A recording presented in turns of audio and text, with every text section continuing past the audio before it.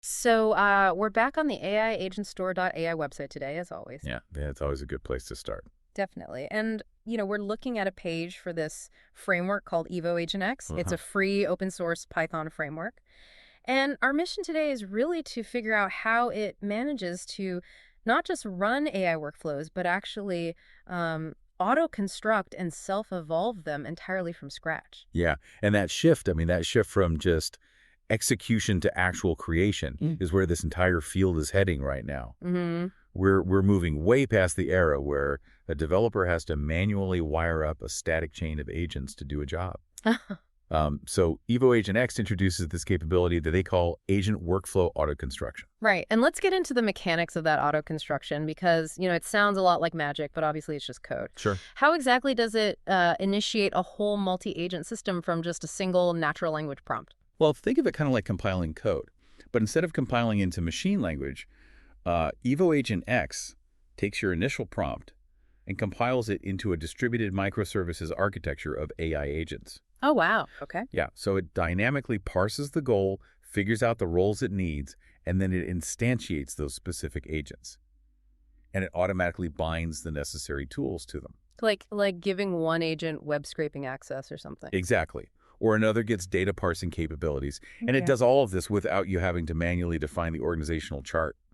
But wait, if it's building its own architecture on the fly like that based on just one prompt, don't you immediately run into the foundational model problem? What do you mean? Well, if the underlying LLM hallucinates during that initial construction phase, won't it just automatically spin up a completely useless or, I don't know, derailed system? Right, yeah. And that is the exact bottleneck this framework solves with it had a self-evolution engine. It doesn't just build the architecture and hope for the best. It actually runs iterative feedback loops to test what it just built. Right, but I mean, an AI evaluating an AI is still an AI. Sure. So if the builder model is hallucinating, why wouldn't the evaluator model just, you know, hallucinate a perfect score for a completely bad workflow? Because the evaluation isn't simply asking a model, like, did this do a good job? It actually uses deterministic, task-specific criteria. Oh, I see. It's essentially generating an automated test suite. So if an agent fails a functional test, or say returns an incompatible data format, the system registers that as a hard failure. Got it. And then it rewrites the workflow logic, it adjusts the execution order, or it modifies the subagent instructions to actually route around that error on the next pass. So it's structurally modifying its own parameters based on test suite failures? Yes. But how does it retain those structural improvements across different runs? Because looking at the page, the documentation highlights a dual memory module. Yeah, the memory architecture is what allows this whole evolution thing to stick.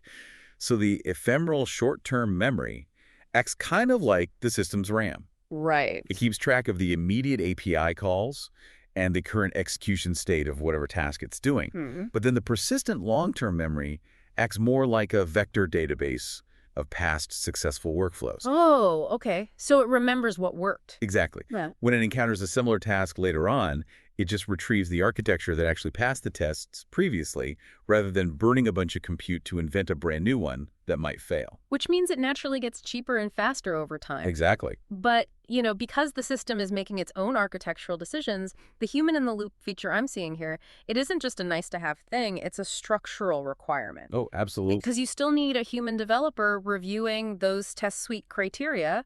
Otherwise, the AI might just find a highly efficient but completely wrong way to pass the test. Yeah, which tells you exactly who this framework is actually built for. Yeah. I mean, EvoAgentX is aimed squarely at machine learning engineers, AI researchers, and, technical founders. Right. It requires a pilot who really understands how to set rigorous constraints for complex prototypes, like advanced research assistants. So if you're a developer listening to this, your day-to-day fundamentally changes here. Your job shifts away from writing the execution loops and wiring up the APIs, and it moves almost entirely toward designing those initial constraints and just letting the framework figure out the architecture. It changes the abstraction layer completely. And that's really where its model agnosticism becomes a highly strategic advantage. How so? Well, a development team isn't locked into just one provider. So you can use a heavyweight model like Claude to design the really complex agent architecture up front. Oh, and then switch. Yeah, you then route the repetitive high-volume self-evaluation loops to a much cheaper local LLM. It just gives technical teams immense leverage over both performance and their compute budgets. That is an incredible level of automation. But, it brings up an entirely new problem that I'm just thinking about. What's that? Well, if frameworks can now auto-generate their own agent teams and iterate on their own code logic indefinitely, how long until organizations face this massive agent sprawl problem? Oh, yeah. We could easily see a near future where companies are paying massive computing costs for thousands of ghost AI agents just running in the background that they didn't even really know they hired. Yeah, managing the life cycle and the compute overhead of these auto-generated agents, that's definitely going to be the next major infrastructure challenge. It's basically a completely new kind of technical debt. Well, if you want to check out the framework we were looking at today, you can head over to AIAgentStore.ai. Thank you so much for rating the podcast, and we'll catch you next time.